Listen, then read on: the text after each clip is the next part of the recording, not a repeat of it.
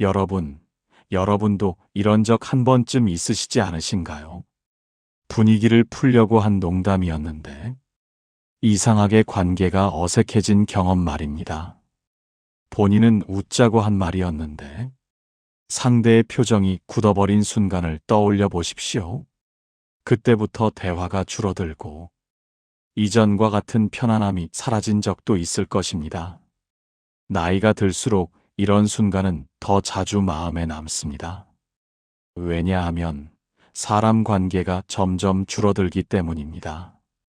그래서 한 번 틀어진 관계는 다시 회복하기가 쉽지 않습니다.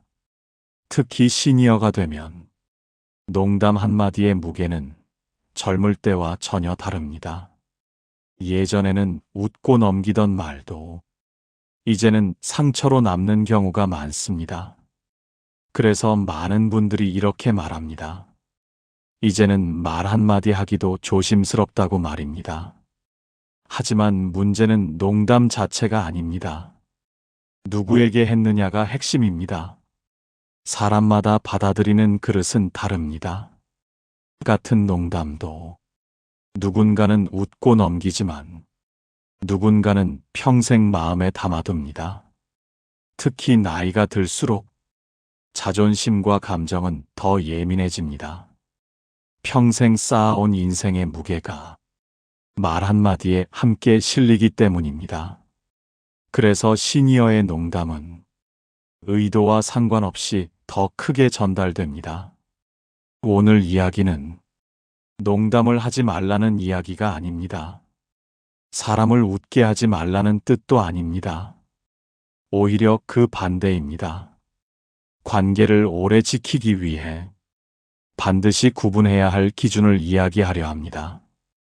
이 기준을 모르면 아무리 선한 의도로 한 말이라도 상대의 인생을 힘들게 만들 수 있습니다.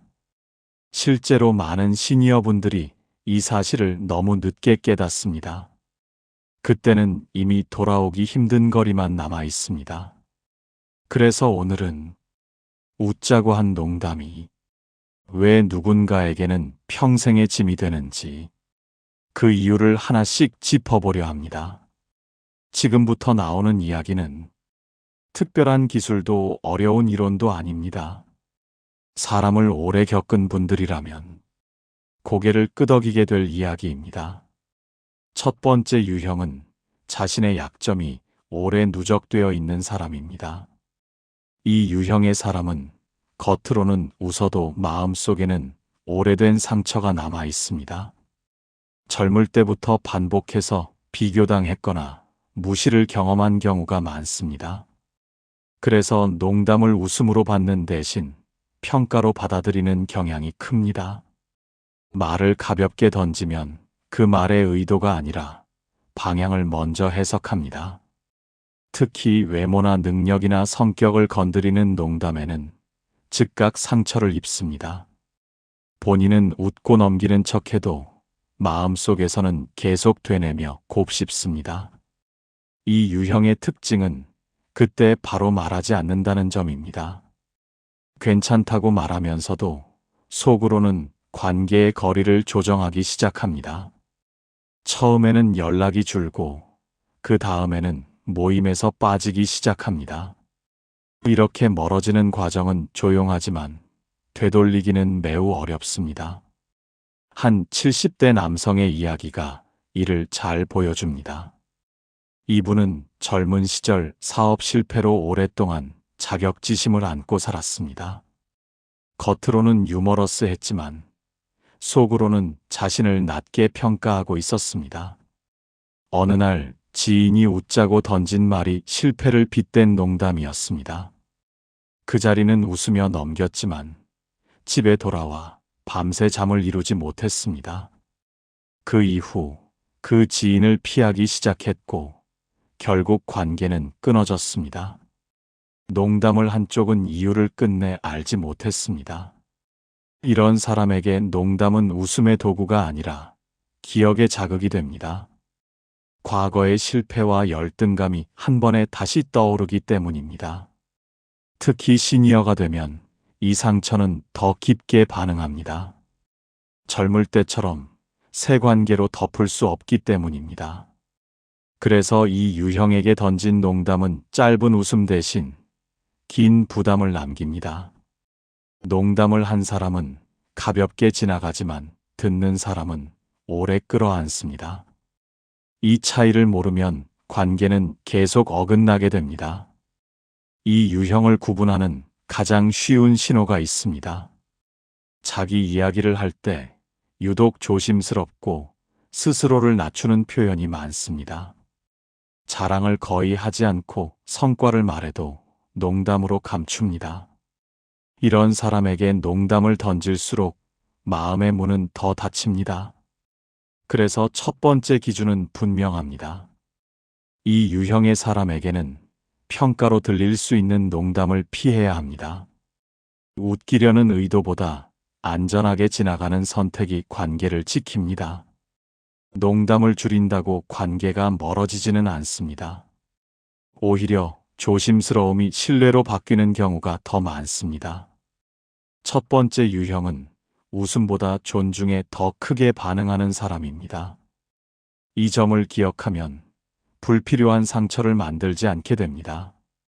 이 유형과의 관계에서 가장 흔한 착각은 웃고 넘겼으니 괜찮다고 생각하는 것입니다. 하지만 이들은 웃는 순간에도 이미 마음속에서 거리를 계산하기 시작합니다. 말을 곧이곧대로 받아들이기보다 자신의 약점에 연결해 해석하기 때문입니다. 그래서 농담을 한 뒤 상대의 태도가 미묘하게 달라졌다면 이미 신호는 시작된 것입니다. 이 신호를 무시하고 같은 방식의 농담을 반복하면 관계는 빠르게 멀어집니다. 문제는 이 유형이 직접 불편함을 표현하지 않는다는 점입니다. 괜찮다고 말하지만 그 말은 진심이 아닌 경우가 많습니다. 시니어 세대일수록 갈등을 드러내기보다 피하는 선택을 하기 때문입니다. 그래서 관계가 끊어진 뒤에야 이유를 짐작하게 됩니다. 한 60대 후반 여성의 사례도 비슷합니다. 이분은 평생 가족 안에서 비교를 많이 받으며 살아왔습니다. 그래서 늘 자신을 낮추는 말투가 습관처럼 남아 있었습니다. 모임에서 한 지인이 농담처럼 성격을 꼬집는 말을 했습니다. 분위기는 웃음으로 넘어갔지만 이분은 그날 이후 모임에 나오지 않았습니다. 나중에 알게 된 사실은 그 농담이 평생 들어온 말과 겹쳤다는 점이었습니다. 이처럼 농담은 과거의 기억을 건드리는 스위치가 되기도 합니다. 특히 나이가 들수록 과거의 기억은 더 선명하게 반응합니다. 그래서 이 유형에게 농담은 현재의 대화가 아니라 과거의 재현으로 느껴집니다. 이 점을 이해하지 못하면 관계는 계속 어긋납니다. 이 유형과 잘 지내기 위해 필요한 태도는 복잡하지 않습니다. 웃기려고 애쓰지 않는 것이 가장 큰 배려입니다. 굳이 농담을 해야 할 이유가 없는 상황에서는 말을 줄이는 것이 좋습니다. 대신 사실 위주의 말이나 공감의 표현이 관계를 안정시킵니다. 이 유형은 웃음보다 안전함에 더 크게 반응합니다. 안전하다고 느끼는 순간 서서히 마음을 엽니다. 한 번 닫힌 마음을 다시 여는 것은 어렵지만 불가능하지는 않습니다. 다만 시간과 일관성이 필요합니다. 농담을 줄이고 태도를 바꾸면 상대는 변화를 느낍니다. 그 변화가 반복되면 경계는 조금씩 풀립니다. 이 과정에서 가장 중요한 것은 변명하지 않는 것입니다. 그때는 농담이었을 뿐이라는 말은 오히려 상처를 키웁니다. 의도보다 받아들여진 감정이 중요하다는 점을 인정해야 합니다. 이 유형에게는 설명보다 태도가 더 큰 메시지가 됩니다. 그래서 말보다 행동이 먼저 달라져야 합니다. 조심스러운 태도는 약함이 아니라 성숙함으로 받아들여집니다. 특히 시니어 관계에서는 이 성숙함이 신뢰를 만듭니다. 첫 번째 유형과의 관계는 웃음의 양이 아니라 안정의 깊이로 유지됩니다. 이 점을 이해하면 불필요한 상처도 갈등도 크게 줄어듭니다. 농담을 줄였을 뿐인데 관계가 편해졌다는 말을 듣는 이유가 여기에 있습니다. 첫 번째 유형에게 가장 필요한 것은 재미가 아니라 존중입니다. 두 번째 유형은 체면과 명예를 삶의 중심에 두고 살아온 사람입니다. 이 유형의 사람은 웃음 속에서도 자신의 위치와 평가를 늘 의식합니다. 평생 책임을 지고 살아왔다는 자부심이 강한 경우가 많습니다.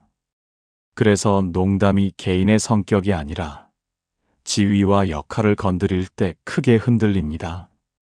본인은 유머라고 넘기려 애쓰지만 마음속에서는 체면이 무너졌다고 느낍니다.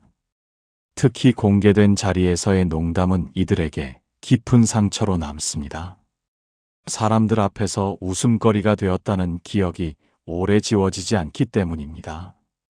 이 유형은 겉으로는 웃고 상황을 넘기지만 속으로는 명확히 선을 긋습니다.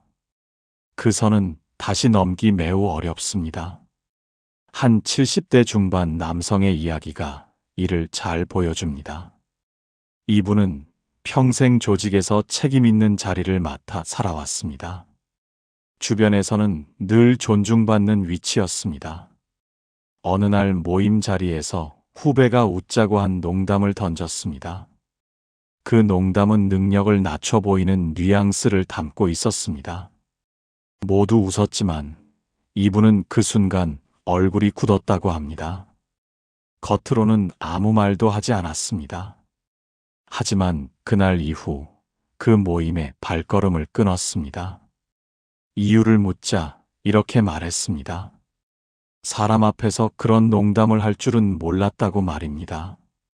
이 유형에게 농담은 가벼운 말이 아니라 평가로 받아들여집니다. 특히 자신이 지켜온 명예를 건드리는 말에는 강하게 반응합니다. 나이가 들수록 이 명예는 더욱 민감해집니다. 젊을 때는 성과로 회복할 수 있었지만 이제는 기회가 줄어들기 때문입니다. 그래서 이 유형에게 농담은 회복 불가능한 손상처럼 느껴질 수 있습니다. 농담을 한 사람은 그저 웃자고 한 말이었겠지만 결과는 다릅니다. 관계는 조용히 끊어지고 다시 이어지지 않습니다. 이 유형을 알아보는 신호는 비교적 분명합니다. 자신의 역할과 책임을 자주 언급하고 존중의 표현에 민감합니다. 타인의 무례함에 대해 길게 말하지 않지만 표정에서 드러납니다. 이런 사람에게는 농담보다 예의가 먼저입니다. 특히 여러 사람이 있는 자리에서는 더욱 조심해야 합니다. 웃음을 만들겠다는 욕심이 관계를 무너뜨릴 수 있습니다. 이 유형과 잘 지내려면 농담의 대상이 사람이 되지 않도록 해야 합니다. 상황이나 경험을 웃음으로 바꾸는 것은 괜찮지만 개인을 소재로 삼으면 위험합니다. 또한 친하다는 이유로 선을 넘는 농담은 더 큰 반감을 만듭니다. 친함과 무례는 다르다는 점을 이 유형은 매우 중요하게 봅니다. 그래서 이 유형과의 관계에서는 웃음의 깊이보다 존중의 깊이가 필요합니다. 존중이 느껴지면 이들은 매우 든든한 편이 됩니다. 하지만 체면이 한 번 상했다고 느끼면 다시 돌아오지 않습니다. 이 점을 이해하면 농담의 기준은 자연스럽게 바뀝니다. 웃음을 만들기보다 관계를 지키는 선택을 하게 됩니다. 두 번째 유형에게 농담은 관계를 가르는 기준이 될 수 있습니다. 그래서 이 유형에게는 웃음보다 배려가 먼저여야 합니다. 세 번째 유형은 마음속 상처를 말로 드러내지 않고 쌓아두는 사람입니다. 이 사람들은 겉으로는 온화하고 농담에도 잘 웃어주는 편입니다. 그래서 주변에서는 농담을 해도 괜찮은 사람으로 착각하기 쉽습니다. 하지만 이 유형은 감정을 밖으로 표현하지 않을 뿐 속에서는 깊이 저장합니다. 웃고 넘겼던 말이 밤이 되면 계속 떠오르며 마음을 괴롭힙니다. 특히 자신의 약점이나 아픈 과거를 건드린 농담에는 오래 시달립니다. 이들은 그 자리에서는 아무 반응을 보이지 않기 때문에 더 위험합니다. 상대는 문제가 없었다고 생각하지만 관계는 이미 틀어지고 있습니다. 이 유형은 관계를 끊을 때도 말없이 멀어집니다. 연락을 줄이고 만남을 피하며 자연스럽게 거리를 둡니다. 그래서 어느 날 갑자기 연락이 끊긴 것처럼 느껴지게 됩니다. 한 70대 여성의 사례가 이를 잘 보여줍니다. 이분은 평소 웃음이 많고 상대의 말을 잘 들어주는 성격이었습니다. 모임에서도 분위기를 맞춰주며 갈등을 만들지 않는 분이었습니다. 어느 날 지인이 과거 힘들었던 가정사를 농담처럼 꺼냈습니다. 모두 웃었고 본인도 웃으며 넘겼습니다. 하지만 그날 이후 이분은 밤마다 잠을 설쳤다고 합니다. 그 이야기가 머릿속에서 계속 반복되었기 때문입니다. 결국 그 모임에는 다시 나가지 않았습니다. 이유를 묻는 사람에게도 괜찮다고만 말했습니다. 이 유형은 상처를 설명하지 않습니다. 설명해도 이해받지 못할 거라고 생각하기 때문입니다. 그래서 조용히 관계를 정리합니다. 이들에게 농담은 말의 문제가 아니라 기억의 문제가 됩니다. 한 번 상처가 된 말은 마음속에 오래 남아 삶의 기운을 갉아먹습니다. 나이가 들수록 이 경향은 더 강해집니다. 젊을 때는 바쁘게 잊을 수 있었지만 지금은 감정과 마주하는 시간이 늘어납니다. 그래서 사소한 농담 하나가 하루를 망가뜨리기도 합니다. 이 유형을 알아보는 특징은 분명합니다. 갈등 상황에서 자신의 감정보다 상대를 먼저 배려합니다. 불편해도 참는 것이 익숙합니다. 싫다는 표현을 거의 하지 않습니다. 하지만 어느 순간 관계가 끊어집니다. 이때 이미 마음의 문은 닫혀 있습니다. 이 유형과 잘 지내기 위해서는 농담의 소재가 중요합니다. 개인의 과거와 약점은 절대 웃음거리로 삼아서는 안 됩니다.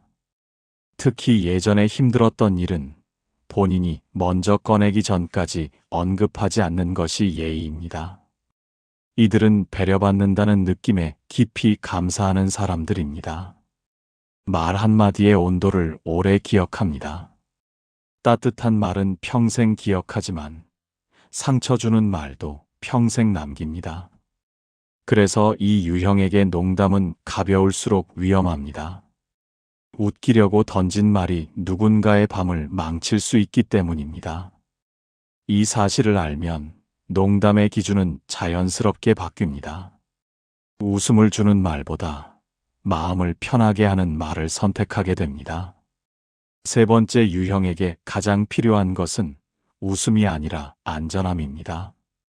함께 있어도 마음이 다치지 않을 것이라는 믿음입니다. 그 믿음이 있으면 이들은 오래 곁에 남습니다. 하지만 그 믿음이 깨지면 조용히 사라집니다. 그래서 이 유형에게 농담은 언제나 신중해야 합니다. 가볍게 웃고 넘길 수 있는 말인지 한 번 더 생각해야 합니다. 그 한 번의 생각이 평생의 관계를 지켜줍니다. 사람과의 관계에서 가장 오래 남는 것은 웃음이 아니라 기억입니다. 우리는 흔히 농담은 가볍게 흘러간다고 생각합니다. 하지만 누군가에게는 그 말이 하루를 망치고 인생을 흔들 수 있습니다. 특히 나이가 들수록 말은 점점 더 무거워집니다. 몸의 상처보다 마음의 상처가 오래 남기 때문입니다. 오늘 이야기한 사람들은 특별한 사람들이 아닙니다. 우리 주변에 흔히 있는 평범한 사람들입니다. 겉으로는 웃고 넘기지만 속으로는 오래 아파하는 사람들입니다. 이런 사람들에게 농담은 위로가 아니라 시험이 됩니다. 그 사람이 나를 존중하는지 아닌지를 가늠하는 기준이 됩니다. 한 번 상처를 받으면 다시 돌아오기 어렵습니다. 그래서 우리는 말 앞에서 한 번 더 멈춰야 합니다. 이 말이 정말 웃음을 주는 말인지 생각해야 합니다. 아니면 단지 내 기분을 풀기 위한 말인지 돌아봐야 합니다. 노년이 될수록 사람은 관계에서 지치기 쉽습니다. 그래서 더 이상 설명하지 않으려 합니다. 이해받지 못할 말을 반복하는 것보다 조용히 멀어집니다. 그 선택이 비겁해서가 아니라 자신을 지키기 위해서입니다. 관계는 결국 말로 쌓이고 말로 무너집니다. 크게 싸우지 않아도 말 한마디로 끝나기도 합니다. 그래서 진짜 어른이 된다는 것은 말을 줄이는 일입니다. 농담을 줄이고 배려를 늘리는 일입니다. 웃기려는 말보다 편안하게 만드는 말을 선택하는 일입니다. 그 선택 하나로 관계의 깊이는 달라집니다. 평생 함께 갈 사람은 웃음을 많이 준 사람이 아닙니다. 상처 주지 않은 사람입니다. 불편한 말을 하지 않은 사람입니다. 함께 있어도 긴장하지 않아도 되는 사람입니다. 이 영상이 떠오를 때가 있을 것입니다. 말을 하기 직전에 잠시 멈추는 순간 말입니다. 그 잠깐의 멈춤이 관계를 살립니다. 그리고 그 멈춤이 결국 나 자신의 노년도 지켜줍니다. 오늘부터 농담 하나를 줄이고 배려 하나를 더해 보시기 바랍니다. 그 작은 변화가 평생의 편안함으로 돌아올 것입니다.